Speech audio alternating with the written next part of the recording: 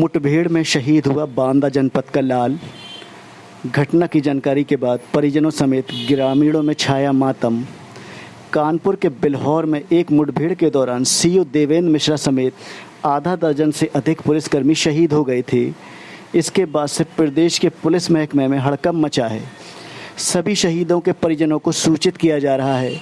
जैसे ही शहीदों की जानकारी उनके परिजनों को मिल रही है तो परिजन ही नहीं बल्कि गांव में भी मातम का माहौल हो गया है। बांदा जनपद के सहेवा गांव के निवासी देवेंद्र मिश्रा, जो कि कानपुर में ही सीओ पद पर तैनात थे, उनकी भी मुठभेड़ के दौरान मौत हो गई है। जैसे ही यह सूचना सहेवा गांव में पहुंचती है तो गांव में मातम का माहौल छा जाता है।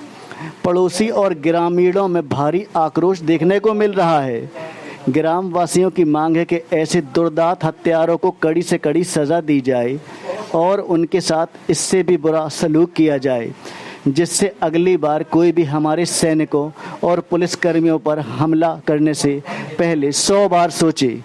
गांव के कुछ लोग शहीद सीओ देवेंद्र मिश्रा के स्वभाव के बारे में बताते हुए कहते हैं कि देवेंद्र मिश्रा बहुत ही हंसमुख स्वभाव के थे, पढ़ाई में भी बड़े तेज थे। देवेंद्र मिश्रा के पिता सहेवा गांव में अध्यापक थे। शहीद देवेंद्र मिश्रा की प्रारंभिक पढ़ाई गांव सहेवा में ही हुई थी और सभी लोग उनके हंसमुख स्वभाव के कायल थे। आज अपने शहीद लाल की अंतिम विदाई देने के लिए गांव वाले नम आंखों से तैयारियों में जुट गए हैं। वहीं स्थानीय पुलिस अमला भी शहीद के गांव पहुंच चुका है। सुरेंद्र जी, आप सीओ साहब को देवेंद्र जी को कब से जानते हैं और कैसे थे वो?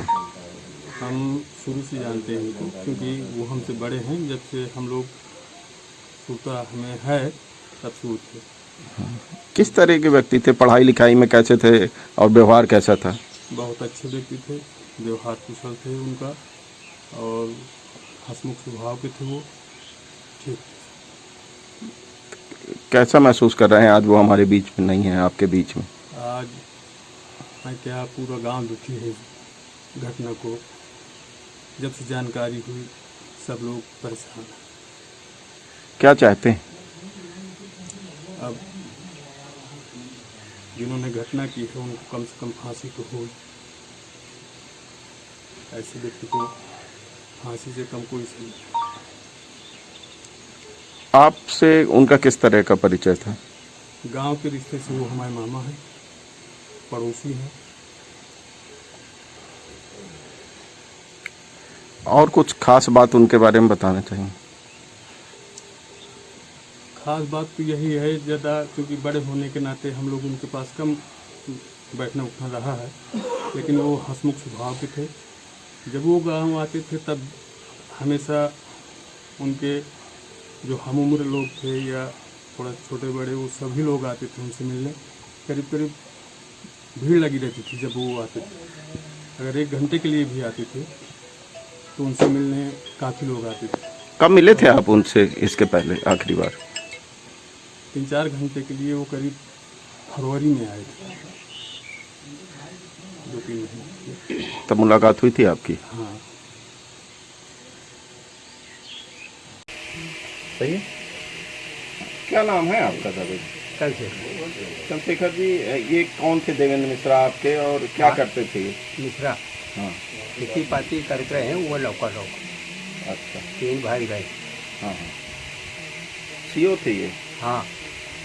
कैसे थे ये पढ़ाई लिखाई में? पढ़ाई लिखाई बढ़िया थी। हाँ।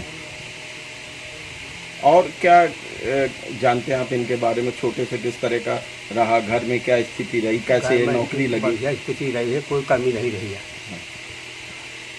कितने भाई बहन थे ये लोग? मतलब 3 भाई थे और 7 बहनी थी।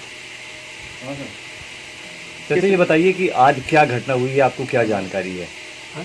आज क्या घटना हुई है, क्या जानकारी है आपको? आज की घटना साहब मैं यह बताना सकती हूँ कि हो रहे हैं, मैं यह घटना नहीं बता सकती। हुआ क्या है आज? कसक हुई कसक न हो, यह जानकारी मैंने बताऊँ। अच्छा ये बताइए, जिस तरीके से हत्यारों ने रात के अंधेरे में पुलिस वालों पर गोलियां चला दी, कई पुलिस वाले ख़त्म हो गए, क्या चाहते हैं ऐसे हत्यारों पर क्या होना चाहिए? मुझको ये कोई मालूम नहीं, मैं सीधा आदमी हूँ, मैं अपन खाता हूँ, यहाँ रहता हूँ। बात